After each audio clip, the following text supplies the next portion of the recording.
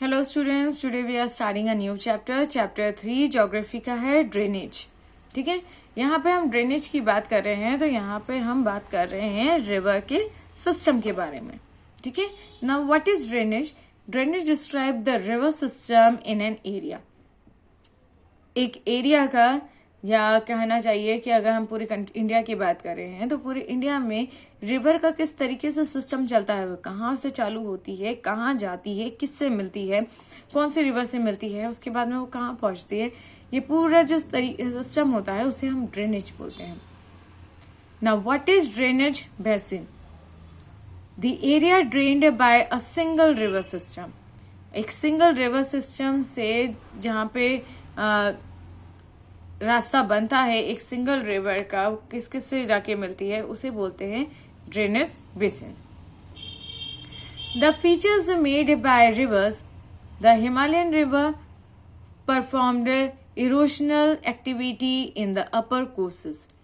तो जो Himalayan river है वो एक इरोशनल एक्टिविटी जो है वो अपर कोर्स में करती है। इरोशनल का मतलब होता है कि वो अपने साथ में जो मिट्टी है वो भी लेके चलती है।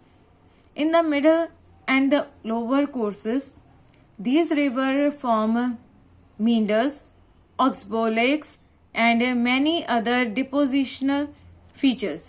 A large number of peninsular rivers seasonal, as they are dependent on river rainfall.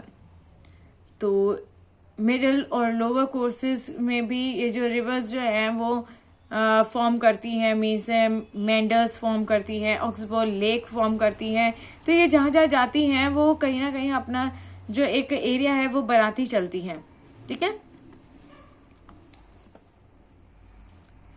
The stream with in a drainage basin form certain pattern.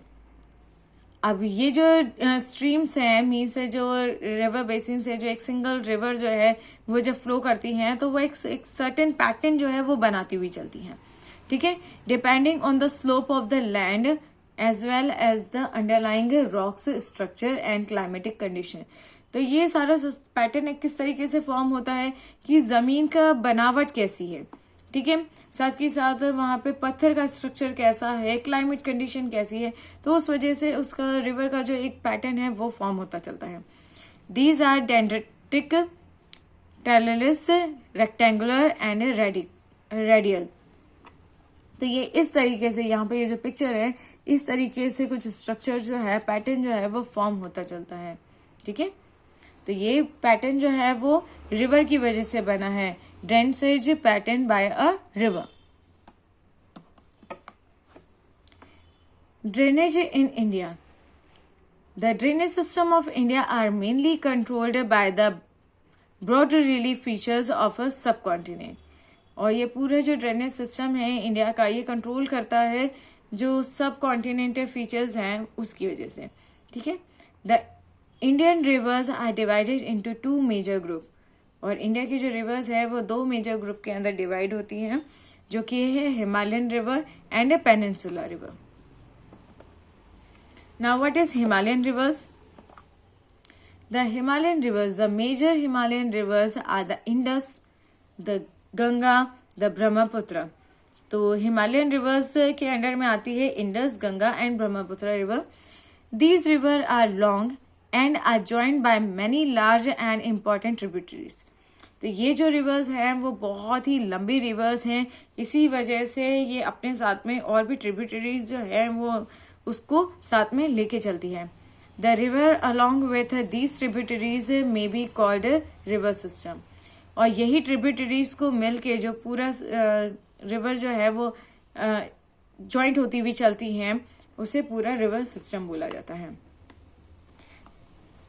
ठीक है, तो सम रिवर्स आर, तो फर्स्ट हम लोग पढ़ रहे हैं about the Indus river system के बारे में। It's rise in Tibet and enter India in Ladakh district of Jammu and Kashmir. तो ये तिब्बत से निकल के आती है और लद्दाख में एंटर करती है, जो कि जम्मू कश्मीर से होते हुए जाती है। इट्स ट्रिब्यूटरीज, और इंडस रिवर्स की ट्रिब्यूटरीज हैं। ट्रिब्यूटरीज का मतलब है कि ये और रिवर को बनाती हुई चलती हैं, तो उन्हीं रिवर्स का नाम, जो छोटी छोटी रिवर और बनती हुई जाती हैं, ये सबसे बड़ी रिवर्स हैं, ठीक है। तो उनसे जो छोटी रिवर्स बनती हुई चलती हैं वो है सतलज, बीस, रवि, चेनाब एंड झेलम।